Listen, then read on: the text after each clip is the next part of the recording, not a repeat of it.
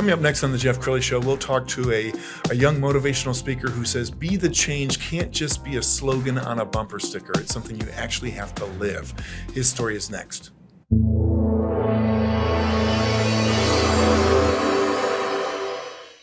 Many are predicting that the worst is yet to come, which is unfortunate, said one person here.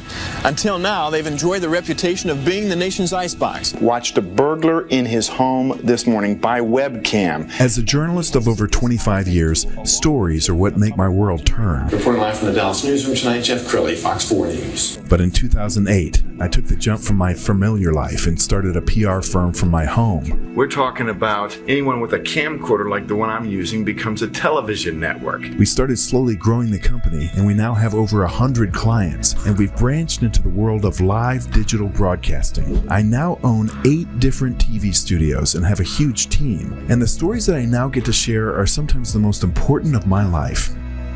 Life has a funny way of coming around full circle. This is the Jeff Crilley Show. Well, it seems like every time you turn around, there's a slogan. It's written on the wall of a break room. It's a meme, be the change. But what do those words truly mean? A guy who's taken it to heart, Anthony Russo, he is with the Truth Will Set You Free podcast. Thanks for coming on the show. Thank you so much, Jeff. Pleasure to be here. Very cool. Well, I have this theory that, millennials and Gen Zs, they're really good on getting the likes and the shares, and they'll comment and they'll do mean tweets. But taking action is different. It's very different. And we live in a society that is so into the concept of yelling at the top of their lungs for everything they believe is going wrong in this world, when in reality we have so much time in our lives to actually take action. So the whole philosophy behind it really is like, if you have these issues, if you believe that certain things in this world are going wrong, right, and certain things are creating pain in people's lives, talking about them on social media, especially if you're not a speaker, don't have a huge following, it's just complaining at that point, when we really have so much time to actually do something and the power to do it. Yeah. And I've been a member of several volunteer groups, I'm sure you have too, where a bunch of people sit around and say, somebody should do something. Right. Not wanting to step up and do it themselves. Right, They're right. just saying somebody should do something. Exactly. But you really believe that if you're going to say be the change, you have to take action. Right. And I've seen it as kind of this rallying cry for like businesses and companies, and it's like, feel good. But what's the actual action behind it? So I can tell you where it all came from, which was in 2016. Being from Dallas, there was the police shootings. And I lived a mile from where that happened. And I looked at what was going on in this world. And I just was like, let's take a step back. This is a bunch of police officers protecting people, protesting against them, actually being there against them. And they're protecting those that in that moment were not for them. 5 police officers died that day. And I realized that these protests were marching to a drum that had nothing to do with action. It just had to do with frustration and anger. And at the end of the day, we have so much power to actually figure out what we can do to make a difference instead of just talk about it. We complain so much about who our president is, who our politicians are, and the policies that are in place, but we can actually take the action over the awareness. We yell at the top of our lungs. It's time to actually do something. That's why I started in 2016. Had no idea where it was going to go from there, and it's had a bunch of ebbs and flows. And he's an amazing speaker. I urge you to go to his website and check him out. Here's a clip. Go ahead. So when it comes to failure, I'm going to give 3 quick stories. One is not my own. It is the story of, if anybody has seen the movie come out recently, American Underdog with Kurt Warner. Pat Hilton probably gets this too. I grew up in St. Louis. I was around for that, so it meant a little bit more to me. But there's a moment in that movie that's incredibly important and to take with you in your own life. So I knew most of his story. We actually sat right next to his wife, very close. But I didn't know that he was originally picked up by Green Bay in the very beginning. So he's picked up by Green Bay. He goes to training camp. He gets there. He's so excited. He buys his new car. He's so happy. Tells his wife he gets there. They give him the playbook, and he goes straight to practice. And they say, "All right, you're up." And he freezes. He goes, well, "I don't know the plays. I'm not ready to go in." he was cut that day. He didn't even make it he didn't get to throw a single pass for Green Bay, which could be crushing. Think of something in your own life that can absolutely crush you. And you go, I missed my opportunity. What am I doing? How did I make that mistake? Well, if it wasn't for that, he wouldn't have struggled to become the individual he was. And then he ended up going the Arena League, which is a death sentence. However, it taught him a 3-step drop, which in the NFL is not needed. You use a five-step drop, but it allowed him to have a quicker release than any of the NFL quarterbacks, but he had NFL caliber talent. And then he got put on one of the most complicated offenses in the league after somebody tore his ACL, almost like God was looking out for him. Just like he looks out for all of us if we have faith and we believe everything happens for a reason. Because I guarantee you, little Tony Robbins right there, it happens for you, not to you. Anybody else, you could look at that and go, holy crap, how did that happen? How did he go from being cut in one day to then being the starting quarterback on the St. Louis Rams, winning the Super Bowl like a storybook ending? All of our lives have elements of it. We may not be playing in the NFL, but we all deserve a storybook ending, but it happens with staying positive when we fail. Wow. That was a great story. Thank you. I had no idea. You love speaking. What was the last couple years like? Because I know they canceled a lot of those events. Yeah, it was rough. So I've been the on-field host for NCAA championships. I've done concerts. I've done parties. I've been speaking to tens of thousands of people. And then I was like, I need to do something that fits what I want. I had an end game when I was younger. I wanted to be a motivational speaker. People are like, well, you've got a successful business. What's your next step? And I go, what's your final step? I said, I want to be a motivational speaker. They're like, well, what after? I'm like, no, I literally could be good doing that forever. That's what I want to do and impact people's lives. So in 2019, I started making the switch. I took Be the Change and I'm like, how could it actually have an effect on people's lives? I didn't know what my own topic was. Tried to find it, and then all of a sudden I realized it was overcoming failure, learning that everything happens for a reason. So once I got into speaking, 2019 happened. I'm getting ready. The economy's doing well. Speakers are getting hired all over the place. I finally started getting paying gigs, and then 2020 happened. And I fortunately started getting really into Be the Change, which is when it turned a little bit more political and having conversations with people and how to have a conversation right to left. But from the speaking world, it was gone. It was essentially gone. I was even though I've been around for 15 years in terms of leadership coaching and speaking, I was a rookie. And when you get back from that, as 2021 happened, you have these speakers that were the $25,000 a day speakers. Right. They're coming back.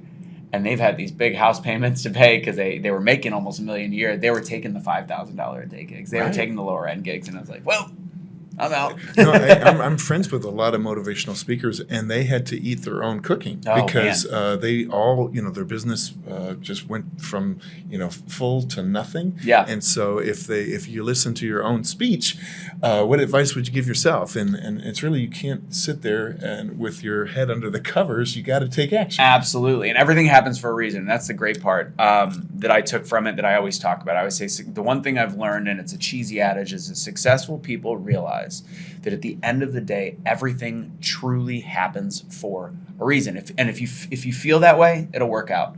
So Be the Change. I ended up meeting a gentleman by the name of Cashley Kelly. I saw he went very, very viral. Black dude wearing a tank top in a car, smoking a cigarette, having a rant that ended up getting shared viewed over 100 million times. I reached out to him with a message. Again, everything happens for a reason. I Facebook message. I have the same last name as a guy he spent in juvie with. He was an ex-gangbanger when he was younger. Not a likely pair, him and I, obviously. And we connected because he thought I was somebody else. We got along well. He came on my show and nobody knew who he was except for this one video. And then he ended up meteoric rise to having 400,000 followers before it all got shut down. And he's currently in jail. Totally a different story for a different day. But he's a great guy, father of 10 kids. And I'm actually a godfather to his latest child. All happened very fast. Wow. But our station changed and it turned to something that, I still talk a lot about motivation. I can marry the concept of patriotism and motivation, but I grew an audience. I grew a platform that if I was doing little motivational speaking events, great, I'm impacting the 100 people in front of me, but now I actually have a wider platform with Truth Will Set You Free podcast, Be the Change, and all the stuff we talk about. It's great. Well, we have to talk about your better half and your dog. Yeah. we were on your Facebook page, and there's just I don't know if there's more pictures of your girlfriend or your dog. We'll let them. But tell me more about your girlfriend. So, and this is actually another story of everything happens for a reason. So that one's my dog. The brown ones, they're all our dogs now. It's our children. Sure. It's interesting because, again, the weird things happen in 2020, and I decided to buy an RV.